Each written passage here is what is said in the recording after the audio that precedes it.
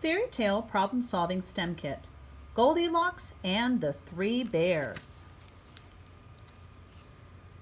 Papa Bear, Mama Bear, and Baby Bear left their home to go on a picnic in the forest. Goldilocks wandered into their home. In the living room, Goldilocks found 3 chairs. She tried to climb into Papa Bear's chair, but it was too tall. Goldilocks was able to climb into Mama Bear's chair, but it was still too big. There was one more chair to try, Baby Bear's chair. Goldilocks sat down, and the chair wobbled, tipped over, and broke. It wasn't strong enough to hold her.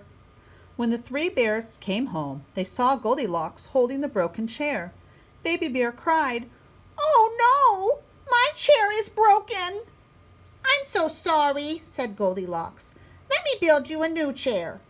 Challenge.